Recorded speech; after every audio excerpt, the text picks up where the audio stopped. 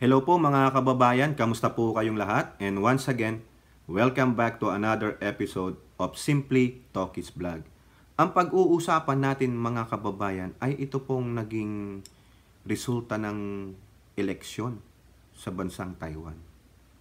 Ano po yung connection nito sa ating bansa, no? So, titignan natin at ano po ang reaksyon dito ng bansang China, no? At tayo naman, ano po ang sabi ng ating gobyerno sa bagay na ito, no? Napakaiksi lang naman ang sinabi ng ating gobyerno dito.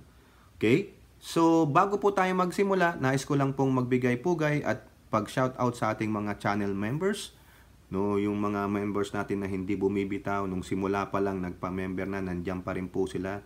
At sa mga bago nating miyembro, meron na po silang 4. Tingnan nyo na lang po yung ating community page dyan sa ating YouTube channel.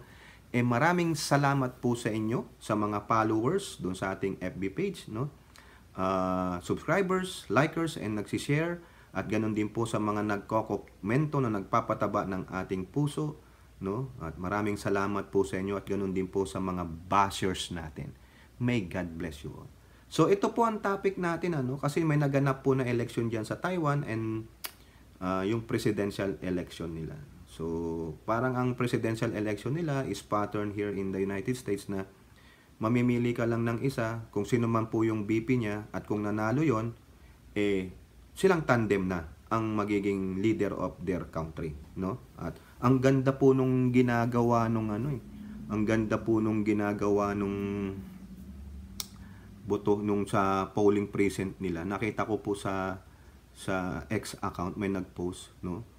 Yung pong sa balot, yung tagabantay, no? Itinataas po yung balota.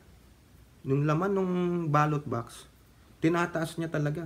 Yung kung tama o mali yung hindi po peke, hindi dinadaya. Talagang tinataas at meron talagang a witness observer. Tinataas nila. O ito yung balot, ito. Talagang nandoon. Walang daya. Walang dayaan. That is a very efficient one. Sana mangyari yun sa ating bansa, no? Yung lalaglag tapos gagano'n. Ito balot. Ito yung balot. Ito yung balot. O talagang may witness na walang pandaraya. So ano po nangyari diyan? So I think alam na alam niyo na 'yan, no? Kung nakasubaybay po kayo diyan. Sabi lang po dito sa CNN Philippines, Taiwan voters dismiss China warnings and hand ruling party a historic third consecutive presidential win. Ayun, nako, magngingit-ngit ang China dito. Ano po ang ibig sabihin nito mamaya? Taiwan's ruling Democratic Progressive Party pulled off a historic third consecutive presidential victory on Saturday as voters shrugged off warnings by China that their re-election would increase the risk of conflict. Ay, nananakot pala ang China. Sabi pa nga ng China, this election will define if there's a war or peace. At tinatawag niya nga po nila itong kandidato ng Democratic Progressive Party na si Lai, no? Kalaban daw ng kapayapaan. Divergent daw po 'yan, no? Lai Ching-te, ayan ang pangalan niya. Taiwan's current Vice President declared victory on Saturday evening while his two main opposition rivals both conceded defeat. Yung rival niyang dalawa na parang tuta ng China, binuhusan ng pera, pinopropaganda, talo. Kaya nga sabi po dito, no, Taiwan voters dismiss China's warning. Nagbanta pa sa mga citizen ng Taiwanese. Ngayon ano nangyari? Pinalagan sila ng mga Taiwanese. Hindi naniwala sa kanila. Isa lang ibig sabihin yan. Hindi nyo kayang takutin ang Taiwanese. Hindi nyo kayang bilhin ang prinsipyo nila. Ayan. In a speech to jubilant supporters on Saturday evening, Lai called his win a victory for the community of democracies. Quote, "We are telling the international community that between democracy and authoritarianism, we still stand on the side of democracy. I will act in accordance with our democratic and pre-constitutional order in a manner that is balanced and maintains the cross-strait status quo. At the same time, we are also determined to safeguard Taiwan from continuing threats and intimidation from China.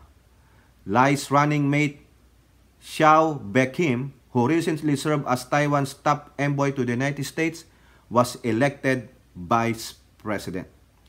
Result from Taiwan's Central Election Committee, which were still being finalized when the victory and concession speeches were being made, showed Lai with around 40% of the popular vote, while his two main rivals trailed with 33% and 26% respectively.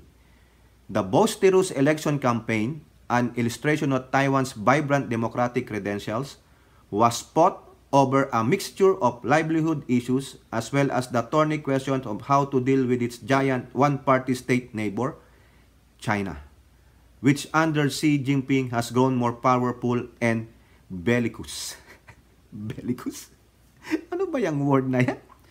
The result shows voters backing the DPP's view that Taiwan is a de facto sovereign nation that should bolster defenses against China's threats and deepen relations with fellow democratic countries, even if that means economic punishment or military intimidation by China or by Beijing. So, hindi po natakot ang mga Taiwanese dyan sa threat ng China.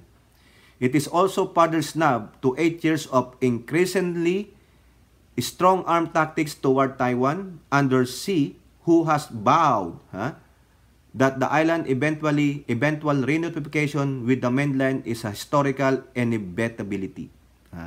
Talagang sinasabi ni Xi na kukunin namin kayo. May unification. Ayan. Kaya yan din po yung sinasabi nitong mga pro-China sa atin. Kasi nga po, inalaw daw ni Pangulong Bongbong Marcos na magkaroon ng EDCA dyan, mga US military. Kasi masasabak tayo sa gera ng US-China over Taiwan. Magiging isa tayong battleground din po. Ayan. Ngayon, nangyari? Nanindigan ang Taiwanese sa pangbubuli, panghaharas ng China. So, tignan natin if there is a war or a peace. No? Ngayon, ito pa sabi ng Taiwan sa China. Politiko. Taiwan tells China to face reality after election. Ang laking pahiya nito sa China, mga kababayan. Pikon na to. No? Talagang dito sila asar-talo. Biruin mo, laking pera ginastos dito ng China, tapos talo ka. Hindi gumana yung propaganda nila, mga kababayan. Di ba? Parang ganun din sa West Philippine Sea. Bakit? Wala silang kakampi. Taiwan told China on Sunday to face reality and respect its election result after voters defied Beijing's warning and chose pro-sovereignty candidate Lai Ching-te as president. Voters spurned Beijing's repeated call not to vote for Lai, delivering a comfortable victory for a man China's ruling Communist Party sees as dangerous separatists. Beijing, which claimed Taiwan as its territory and has never renounced force to bring it under its control, responded to Lai's victory by saying it will not change the inevitable trend of China's reunification. Talagang idinidiin po nila. So, tingnan natin kung anong mangyayari ulit dito. Kung talagang kailan, sabi nila 2025 daw o next year na yan. Kaya, delikado to mga kababayan. Eto, Lai of the ruling Democratic Progressive Party have vowed to defend the island from China's intimidation, and on Sunday's Taipei's foreign ministry told Beijing to accept the result. The Ministry of Foreign Affairs calls on the Beijing authority to respect the election result, face reality, and give up suppressing Taiwan in order for positive cross-strait interaction to return to the right track. Ayan, yan po ang sabi nila. Ay, nako, Diyos mio. Ang haba po ng balita dito, pero hanggang dyan na lang po tayo. Just face the reality. Diba? Di sana kung ayaw nyo magkaroon ng election dyan, di sana hindi na kayo nagpa-Manchurian candidate pa, mga gonggo. Kung sa inyo naman pala yan, bakit nyo palalagyan ng another president na tao ninyo? Di ba? Sa akin, nonsense eh. Tangina. Oh, ito pa. After that, ito na. Ito na. Ang ginawa ng China. Ito sabi nila. Manila Bulletin. China to file on pressure after rebuke from Taiwan's voters. Taiwan voters on Saturday elected independence, ganyan, no? Si Lai Cheng-te, sabi na, China, which is split with Taiwan at the end of civil war in 1949, regards the island as a renegade province that must eventually be unified by force if necessary. By force if necessary. In the days leading up to the vote, China demanded voters, tingnan nyo, nandidikta sila. Hindi naman nila sakop pa ang Taiwan, may presidente. They demanded talaga. They demanded voters reject Lai's evil fat and make the right choice while raising the specter of war if the DPP retain power. Talaga, lakas ng propaganda nila, no? Evil fat and make the right choice while raising the specter of war. Ay, ano nangyari? Ano nangyari? Ano nangyari? Talo kayo. Tinakot nyo kasi. But China's campaign of intimidation, which has become widely regarded as one of Xi's signature policies, is likely to grow, according to analysts. We can expect Beijing to ratchet up tensions and coercions against Taipei. Ayan po ang sabi ng mga political analysts. The era of two political parties on both sides of the strait, hashing out some kind of political consensus on unification is slipping away and Beijing knows it. No compromise. Sabi na, China's official reaction immediately after the vote, while relatively muted, also signaled no room for compromise. Kasi sino ba naman di mananahimik? Talo kayo. Di po ba? Ngayon, mga kababayan, ano ang relasyon niyan sa atin? Eto lang. Kung ang Taiwan, they defied the intimidation of China. They defied any yung pagbubuhos ng kung ano-ano sa mga kandidato ng China na pro-China ng mga candidate. No? Sa ating kaya, pagdating sa 2025 midterm election, yung mga pro-China na kakandidato dyan, alam nyo naman kung sino ang mga yan. No? Yung mga grupo ni Tamil Mill, yung mga iba dyan na mas gustuhin pa nila daw ang China kaysa sa mga ibang bansa. Pro-China ang mga kandidato na yan. Maybe lang, baka yan, poponduhan din ng China. Bubuhos ang kwarta ng China sa mga pro-China politician. Kaya ba nating gawin yung ginawa ng mga Taiwanese? Can we defy these pro-China candidates or politicians?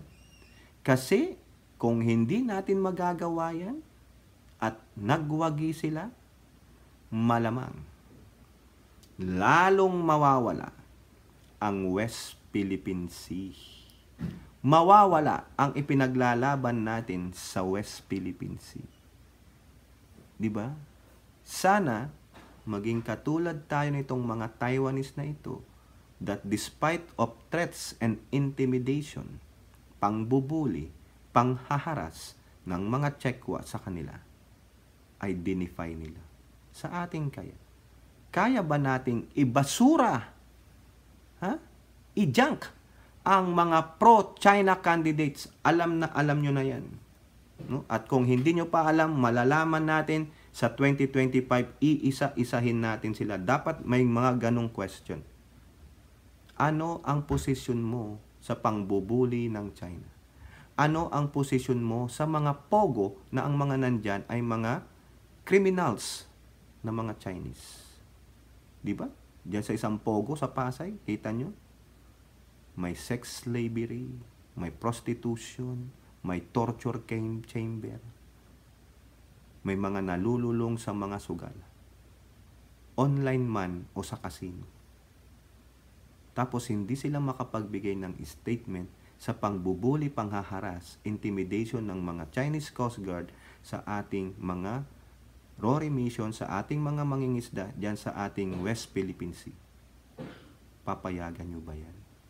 Dapat natin silang maanmas, makilala at ipangalandakan na itong mga to ay mga pro-Chekwa. Di po ba? O kayo, ano pong inyong masasabi? Comment down below and don't forget to like and share. Hope to see you on our next videos. Bye-bye. God bless.